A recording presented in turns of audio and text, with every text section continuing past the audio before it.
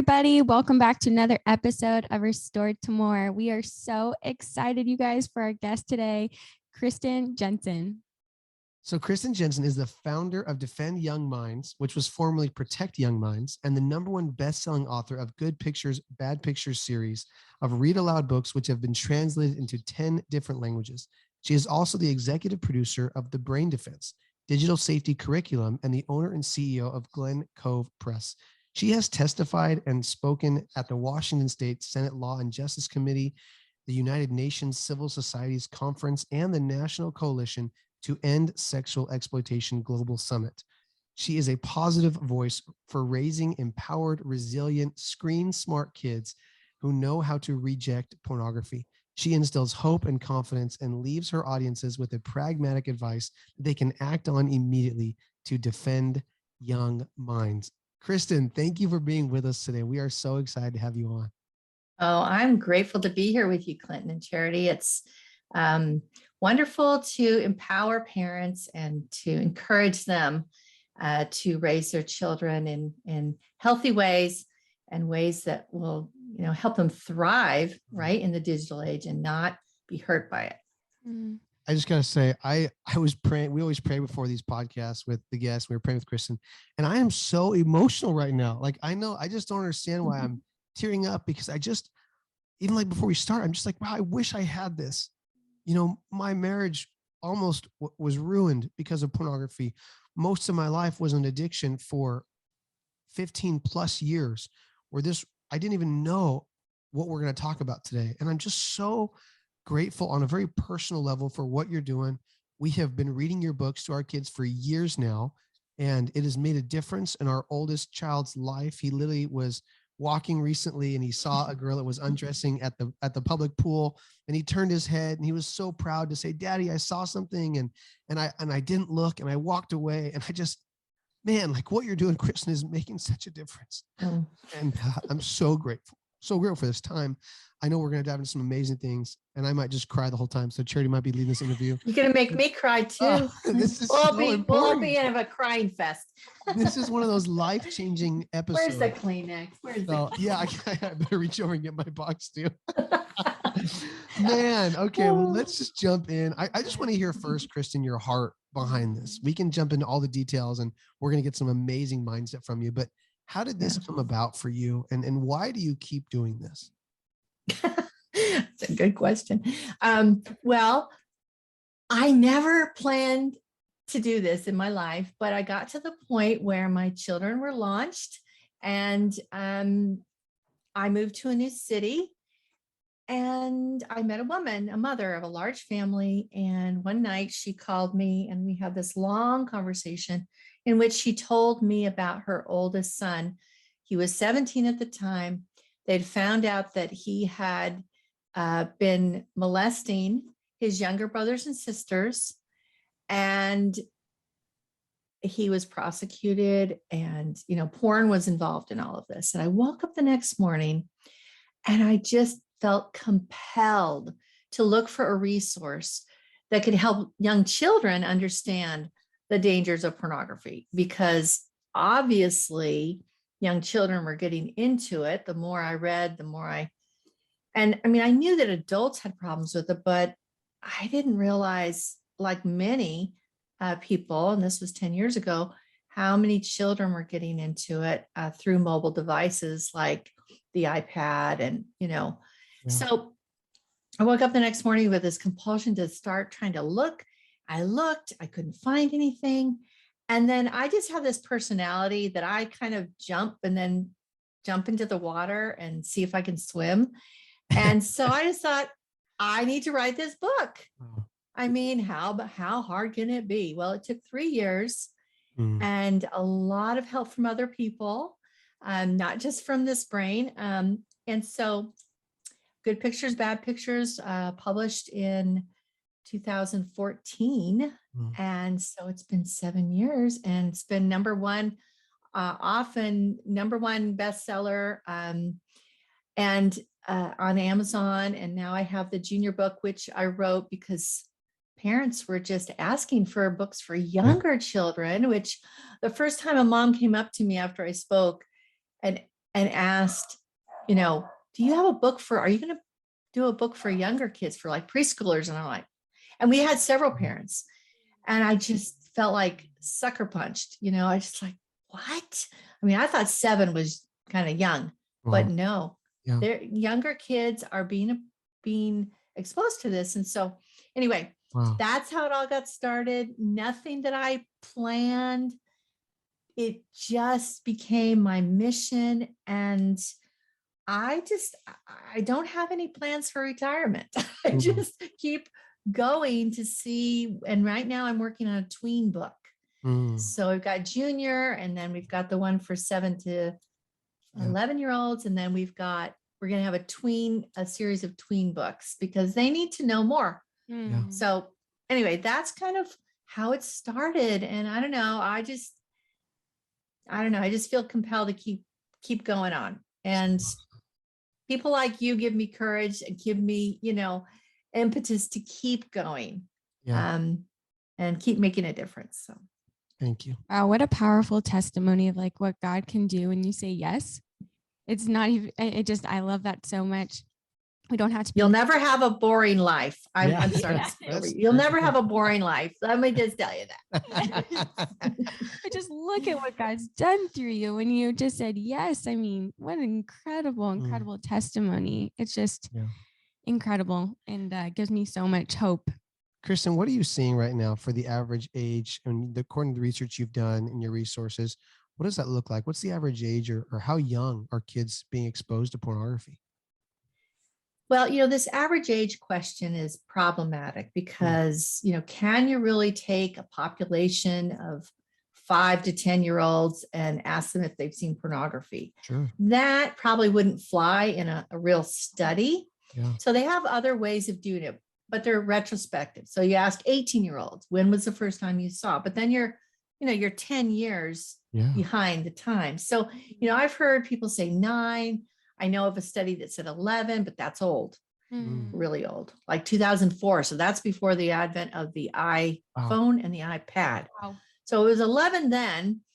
I hear stories over and over again of young children. That's why I wrote the junior book, because, they get online, they get on YouTube, wherever, and they're not looking for it necessarily. But porn is looking for them. And so we live in such a sexualized world that young children are getting exposed. I've heard of so many like 5-year-olds being exposed to pornography on a school bus. Some kid, 3rd grader with a phone comes up and says, hey, look at this, and they just think it's so funny. So that's why, it's hard to know the exact median age. We don't know, but we hear so many stories. We know it's important to get in there first and warn our kids so that they're not caught off guard. That's when the trouble begins. That makes so much sense. And it's so true. Those studies are very old. I mean, the technology's changed so much. So I have a question for you. We have bought your books right away because obviously we see the pain it causes marriages, men, women, because we work with couples in crisis where this has been the biggest issue. So I have a question for you about the mindset that we can have as parents to best prepare our kids, because maybe they're obviously a mindset creates action, but the mindset's kind of the overarching way that we can approach this topic. And so my question is, what would you say to us parents of young kids? What's the best mindset we can have to prepare our kids for the very reality that they're going to see pornography? Yeah. Well, I believe that first you have to start with courage. When we talk about encouragement, we encourage our children. We have to give them courage, and we have to be courageous ourselves to overcome our fear. Because when we make decisions out of fear,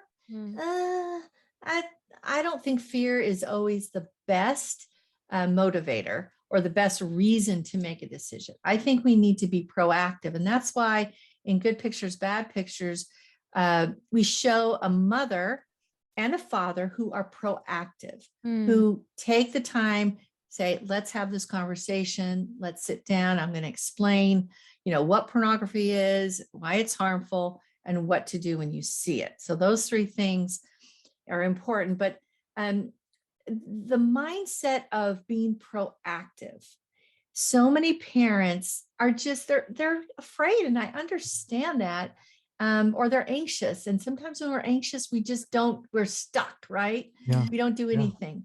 I think that, you can put your head in the sand, you can cross your fingers and hope that your child will not see porn until the day or week after you decide to start the conversation. But you do not have control over that. You simply don't.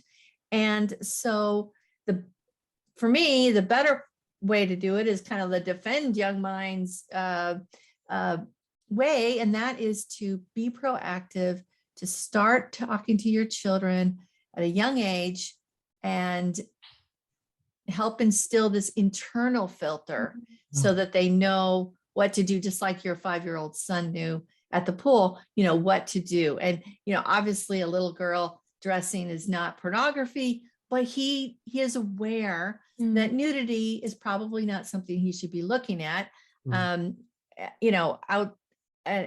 in the world. So, that's kind of the mindset, I think, the mindset of courage, the mindset of, I'm going to take a proactive position so that I am being proactive and not reactive, because you have so much more power when you're proactive.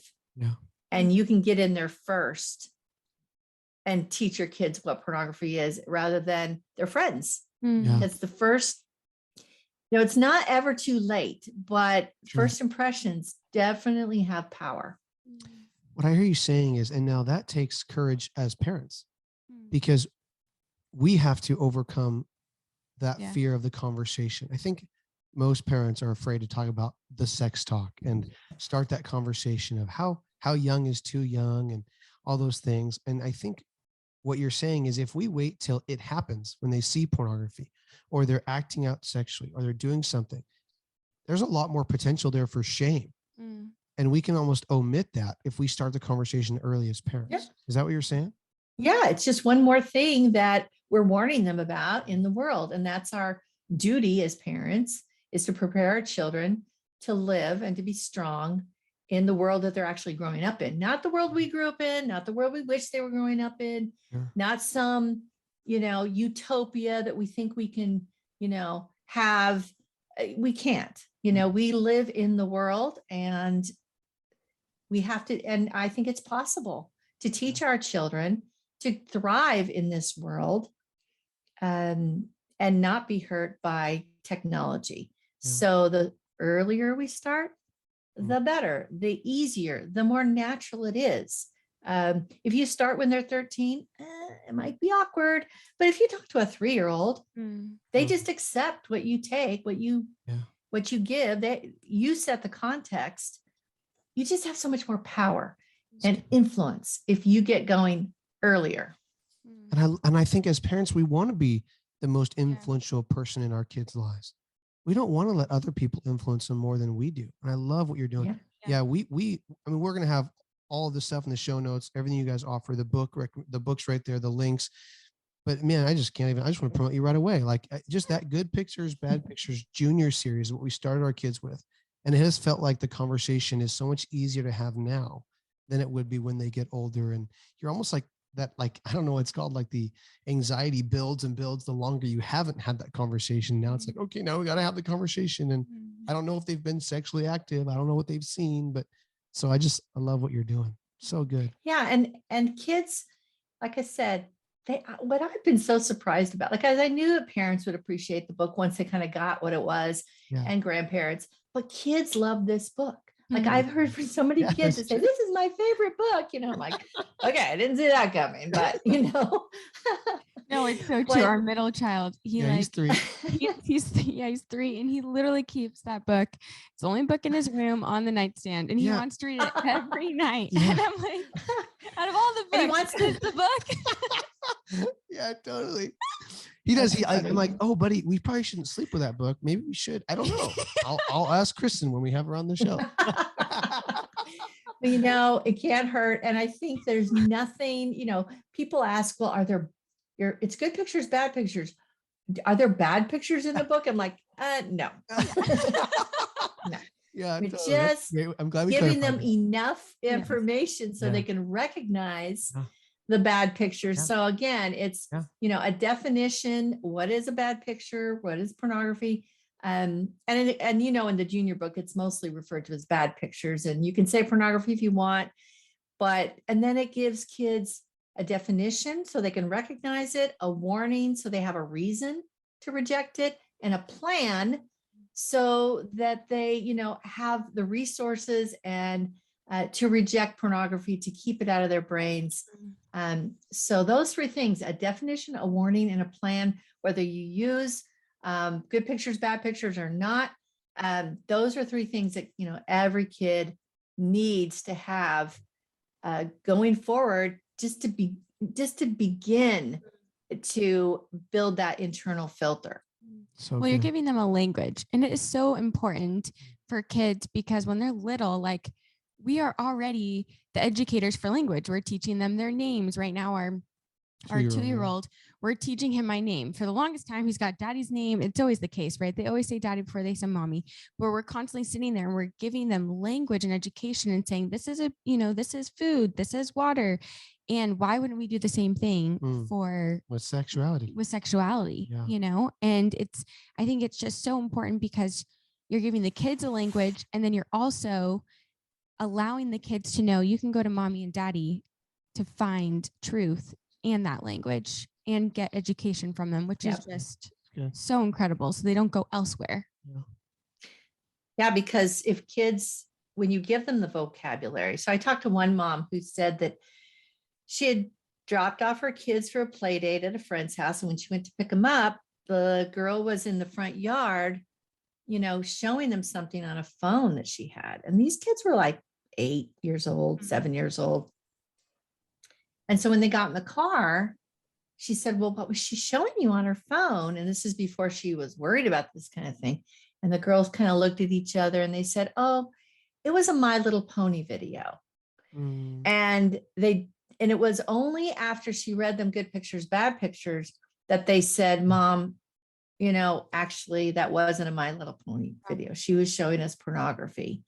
And she basically said, this mother said, they lied, but they lied because they did not have the vocabulary. They did not know how to describe what they saw. They had this initial feeling, like you said, shame, of discomfort. They didn't know what to do with it. And we, some adults have this myth that your child is going to come to you and tell you about every bad thing that happens to them. You will find when your kids are in their 20s, they're going to tell you things that you did not know was going on. That's happened to me. Oh, man. Pretty sure it's happened to every parent. And you're like, I'm glad I did not know that at the time. But you want to know about pornography, and you need to open up that conversation if you have any chance of them coming and telling you about it, because it's very confusing to them and they don't know how to talk about it. But like you said, Charity, give them the vocabulary. It's not like you're opening their minds and dumping in the black tar pornography. It's that you are just giving them the way to keep it out of their mind, really. So I think that's a fear of mom. I mean, it's crazy. For me, we talk about sex all the time because we work in this field and we're called in the ministry with healthy sexuality and helping couples recover after sexual brokenness. But I'm always worried that if we talk to our kids about sexuality, they're going to go look it up online. I mean, he's 5, he doesn't know how to type or read or write any letters, but I'm maybe some letters, but I'm always worried. And I think what you're saying is let's think about that differently. We're not going to, and so can you talk to us parents that are worried about that a little bit, Kristen? How should we really think about that? And maybe that's not true. Well, I think that what we're worried about is that we will increase their curiosity, and then we're guilty. And it's all our fault. You nailed it. Yeah. It's all our fault that our kids went and did this.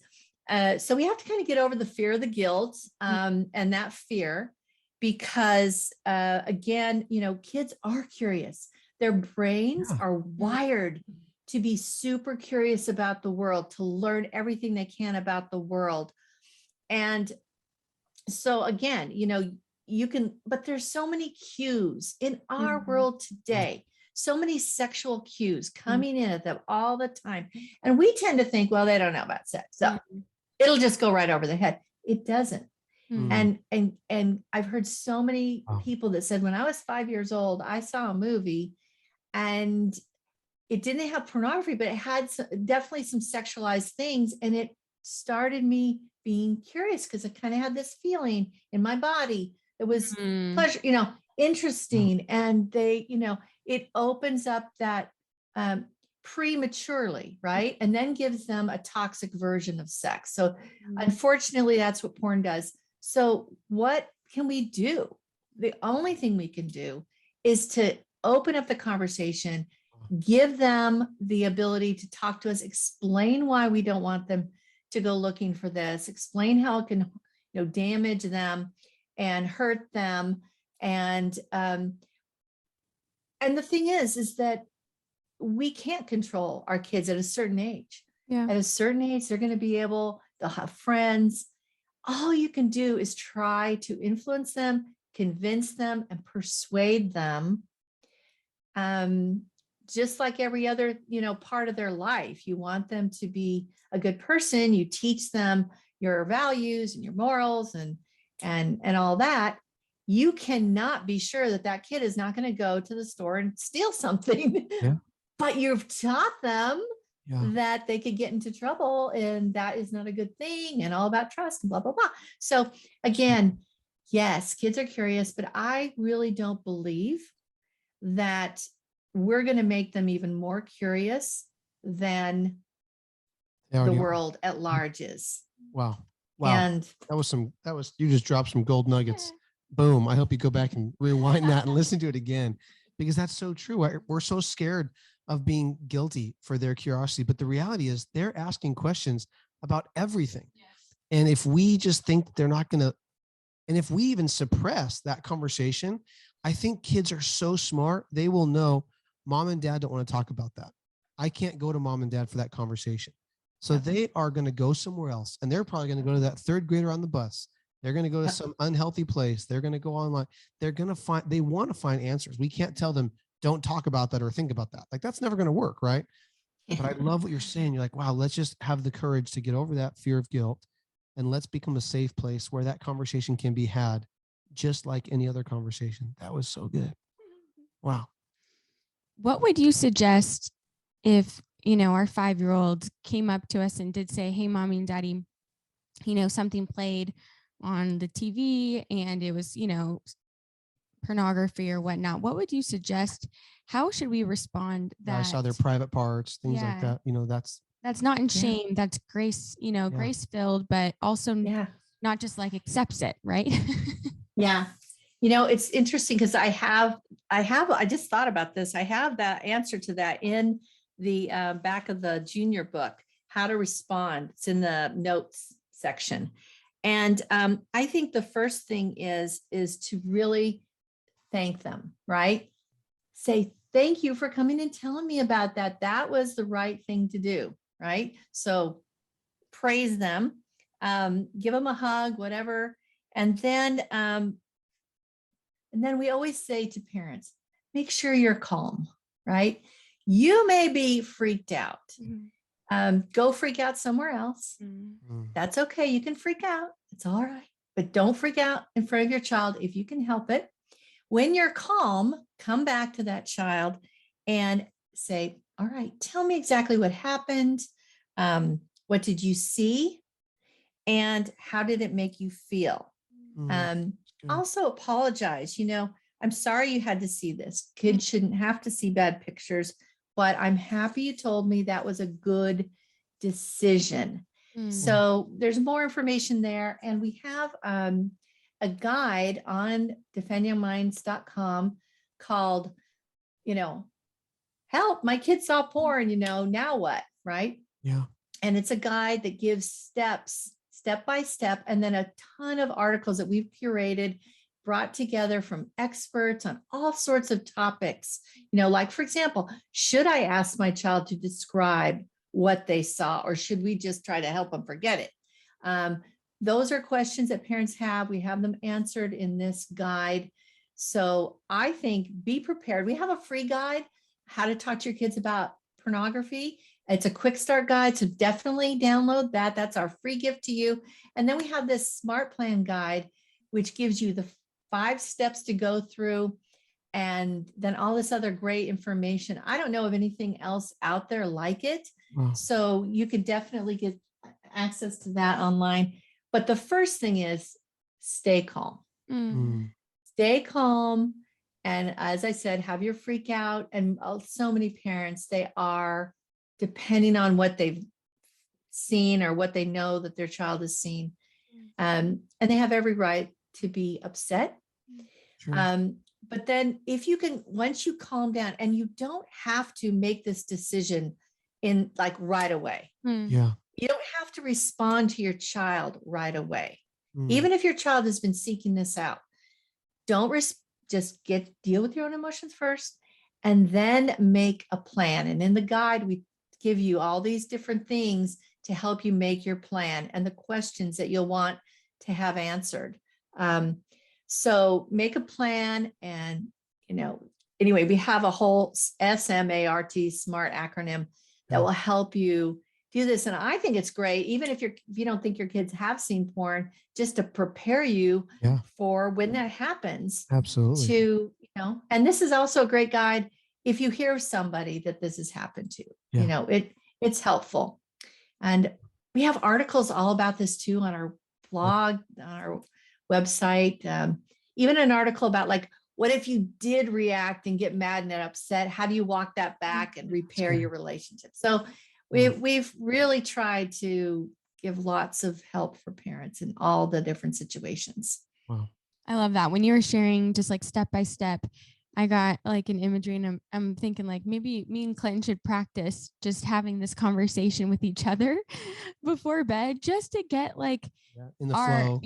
So when when it does happen, we can be prepared. Clinton and I are all about preparing rather than repair, especially if you're given game plans and systems beforehand. Like, why not? And so I feel like that will help us, so that when it does happen, we'll be like, okay, we know how to respond. We know, but if you almost don't prepare, like a fire drill. Yes. You don't want to figure out how to get out of your house for the first time when the fire is in your face. Yes. Right. You want to make sure you know what to do. And I think it is inevitable. In our opinion, it's pretty inevitable that our kids are going to see over-sexualizing. Yeah. We do a lot to prevent it from happening. And I think it's really good to take that proactive approach, but it's also, what do we do if it occurs? That's what I hear you saying. Absolutely.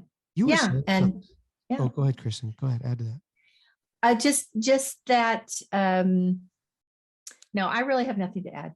Oh. I mean, go ahead with your question. Well, yeah. So my question is, you said earlier that the pornography industry is targeting our kids. And that's an interesting component, because then it's not our kids seeking it out. It's them seeking our kids. And I think that changes the perspective a little bit. Now, do you have any research stories about that, or that back that up? We'd love to hear more about that. Yeah, the porn industry, and I've written about this on the blog, on articles. The porn industry is predatory because they're all about making money. They're not there to give people joy and happiness. They're there to exploit, and to exploit a natural, sexual drives, and to get your money. And they're not going to just be happy getting the money from adults, because now the industry has changed. So it used to be back in the day, where you had to go in and buy a VHS or DVD to get it, or you had to purchase a premium, subscription, whatever. Now the business model is like YouTube, right? It's clicks, it's ads. So people, if you watch a whole YouTube video and you watch the ads, then the person making the video gets ad revenue. So that's the model that they're using on a lot of these porn, websites like Pornhub. So kids can, do the same thing and they still get paid. So it's a different business model. Wow. And then they use predatory. So they go into video games that they know kids are playing. So sad. You know, I mean, Roblox, you know, Minecraft have problematic sexual content in there. So they're very high tech. They use algorithms, they collect data. They do all of this to try to get the eyeballs. Wow. And bring them in. And when you look at the statistics for how many kids are watching porn, the average age of kids that are watching porn, and also when you see how the porn has affected kids and how they treat each other, and some of this child on child harmful sexual behavior, they're not just doing kind of normal kind of sexual exploration. They're doing porn and porn fueled, you know, things. They're doing things they saw on porn, which is a very deviant sexual behavior. So again, it's just so important that we have these conversations beginning when they're young, because pornography is predatory. They want eyeballs, they want clicks, and also, you know, people can then, you know, what they do is, you know, kind of like YouTube, you know, you get on YouTube and they keep asking you, do you want to pay? And you want to see these ads, pay for a premium. They do the same thing with porn websites. Hey, ad-free premium, and you get more material, more people do this on Snapchat. They have a premium channel. I could go on and on. I don't want to do that, but it's a very, the porn industry, they employ the brightest and best and the brightest in many ways to build up their how much money they make. Right? That's what you're saying. It's ridiculous. Billions. Yeah. Wow. Wow. Can you share your therapist story? Yeah, really. Yeah, quick? I wanted to hear your research because I mean I just have one story, but I was with a therapist and I was in my CSAT therapy session, and which is a certified sexual addiction therapist, and he was telling me how his friend had a chance to interview somebody that was worked for a pornography website company, and they would actually find things, they would target certain kids at ages. And so let's say in 5th grade, you do a White House research project.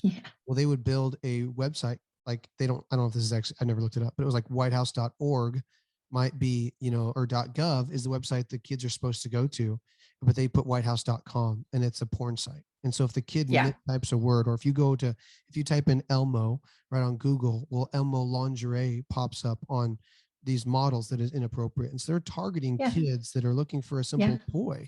And it's like, you're going to be hit with this sexual image that makes you want to click on it, because your brain, and you can talk about that a little bit. There are things that fire in our brain with pornography because it can grab our mind so quickly. And we are so curious, like you said, that we don't really even know what we're clicking on as kids. There's a very innocent factor there, right? That you're talking about. With Absolutely. Absolutely. And that's why we have to warn them, because they're curious. And, you know, we have an article about, you know, why good kids get pulled into porn. And it's not that they're good or bad. These kids are not good or bad. Porn is bad. Wow. I will say that porn is bad and bad for you. But these kids get pulled in because guess what? We're all human. We're all biological.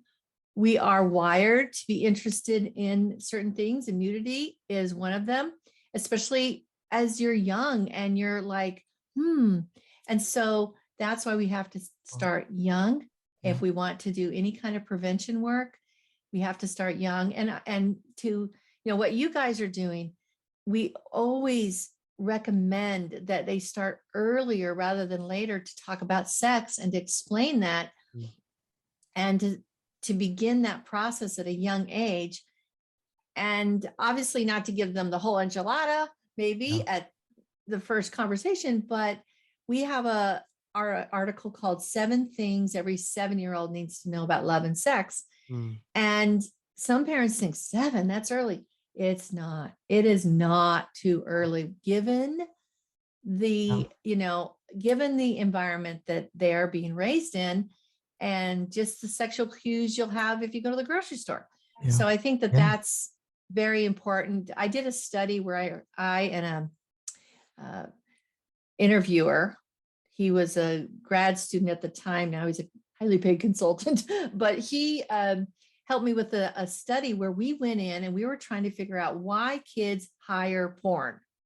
Why kids hire porn? What is porn doing for the kids? The kids have jobs to do. They have to grow up. They have to learn. They have to get skills. And so why are they hiring porn? What jobs are they hiring porn to do? Well, number one is to teach them about sex. We think, well, we're not going to talk to them about sex until such and such an age. Well, they have a lot more options today than I had when I was a kid. And even I had options back then. But now a few taps on a screen and they can find stuff. So that's so important that we talk to kids early. And that was the number one thing that these 10 individuals, men and women, that were addicted to porn told us, is that their parents, none of their parents talked to them about sex. And so what were they to do? They had to find out. They were driven to learn, and they didn't want to be the one kid that did not know what all that slang meant, right? So this is a tip I always say is like, parents, teach your kids. If you hear something at school that you don't, or church or wherever, right, that you don't understand the meaning of, come to me. Don't look it up online. Just come to me and we'll learn about it together. So that you can explain it to them, because they're going to find out one way or another. And if they go looking at online, it could pull them right into porn. So, because so many of those slang terms are sexual. So be your kid's best partner. That's so wild, right? I just want to tell one quick story. Yes, please. A mom. Yeah. So a mom of a third grade boy, she read him Good Pictures, Bad Pictures. 3 days later, he went to school. A classmate, they were out on the playground, showed him porn on a smartphone, which, why third graders have smartphones? If parents only knew what they could get to, it's just, but this happened. This kid went home. He said to his mom, I was scared, but I knew what to do. And can you just feel the weight coming off his poor little shoulders? I was scared, but I knew what to do. So that's what we need to give our kids, is that gift, right? Help them know what to do, and that we are their ally, that we're going to be there for them. And it is a beautiful thing. I've heard so many parents say it helped them feel more calm, and also that it actually increased the trust in the relationship, the bond in the relationship with their child, which you would maybe expect, but think about it. This is a very real problem in their lives, and it's going to be. And if you're preparing them and you're their ally and you're their trusted, mentor, then that kid is going to have so much strength that other children, unfortunately, don't have. And no child deserves to face the porn industry alone. That's right. So good. Wow. I love that. Just being an educator with them and learning with them. I love even looking up slang with them. We're not greater than them, and let's do this thing together. It's not just you. It's not just me. We're going to walk this together. You may want to, sorry. Yeah. You may want to look up the word for. Yeah. You don't want to look it up and get yourself together. But maybe, ready and then come and have a conversation. But it is together. You're right. It is together. But again, some of these things are going to be shocking even to, moms. I just love it. I know that Charity's story was so much of what you said, Chris. For you, pornography was educational in sex. And I don't know, there's so much of what you just said that is so good for us parents to realize that our kids are feeling left out. And their sexuality journey, their sexuality is such a huge part of who they are. That's what we really, we can go on a soapbox on this. We won't today, but we know that the church is missing this part. of their teachings. It just feels like we can't talk about sexuality in the church. And it's what is causing so many people to be confused, because we know that Jesus does talk about it in the Bible. He talks about it often. And we as parents are called to talk about it in our home and make it a normalized conversation. And I just, this has been an amazing interview. I'm so excited. I want to ask one more thing. Yeah. Because I know we're running out of time, but so we've talked about, how to respond to them, how to be learners with them, how to prepare rather than repair. How could we then bring this into our community? That's a great question. Yeah, I mean, even to the extent of our preschools schools. And I mean, we live in a smaller community, and I just think, man, like, I just want schools to know this. I want my friends to know this. I just want everybody to be educated around this, because it's not about if they're going to see it. That's not the conversation we're having. It's when they do see it, how can we best be prepared and all be on the same page? And parents are hearing this podcast right now, and they're like, this is good. I want my friends to know about this. What can we all do to just implement this more into our lives and our communities? Great question. Yeah. Well, a couple things. You can share, obviously, some of this information with your friends, especially the parents of the kids that play with your kids. Yeah. And when they're smaller, that's easier. As they get older, it takes a little more work. But we have a wonderful article called Swimming Upstream, How to Share Your Family's Media Standards with Other Parents. So that's one thing you can do, is to really share the resources, start conversations about that. But then we have developed a wonderful curriculum, a wonderful course. It's a video-based course. It's called Brain Defense Digital Safety. Wow. And it's for kids ages 8 to 12, but I know parents that have started with 6, 7-year-olds. I know parents that have had their teenagers listen in. But we first started this for schools because schools really have what we call a duty of care. And duty of care means they use digital resources, right? They use the internet in their classrooms, but not all the schools, in fact, very few of them actually teach kids what to do if they see pornography. Yeah. They really don't prepare their children to be safe online, even though they're using the internet in their classrooms. So we originally developed this for schools, for private schools, religious schools, and to teach children not only about pornography, what to do about that, because we do, but also screen time, how it affects your health and your mind, your body, and what to do about cyberbullying, how to be a good digital citizen, and all these things. Yeah. It's hard to know what to teach kids to prepare them. I mean, we know what to do to teach kids to prepare to drive a car, right? Driver's ed and all these things. Yeah. But we need driver's ed for the internet at a younger age. Absolutely. And so, yeah, go to Defend Young Minds or go to braindefense.org and find out about this. It's an all digital curriculum. You can get access very quickly to it. And the best thing about it is that Kristen does not teach it. It is taught by the Brain Gang, which is 6 diverse teenagers that are positive role models. They're funny. They use lots of, stories. And so the kids love that. It's very entertaining and it's super easy to do. So the thing is we developed it for schools. So it's great for schools. But we also found that parents wanted to teach it at home.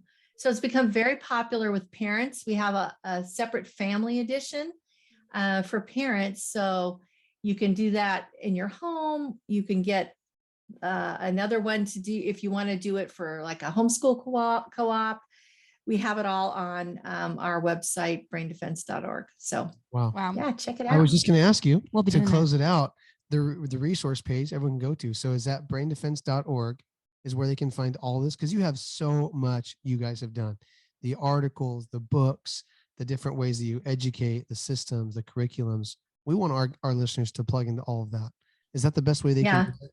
Yeah, well, they can go to defendyoungminds.com and find all of this, but if they're just interested in the curriculum, go to braindefense.org.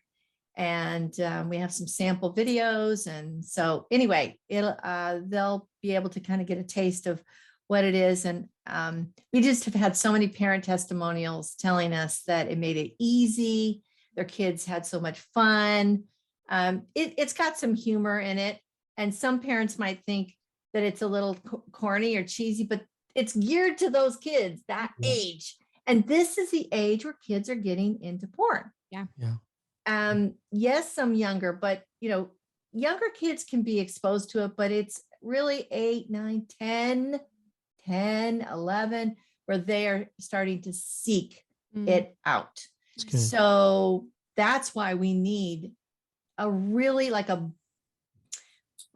booster. We need to be able to have a really strong resource to teach our children what to do. And the Brain Gang, these kids really do a great job, because one thing that we found through prevention science, which is kind of figuring out like what really works to reduce risk in kids' behavior, is that kids like to learn from older peers.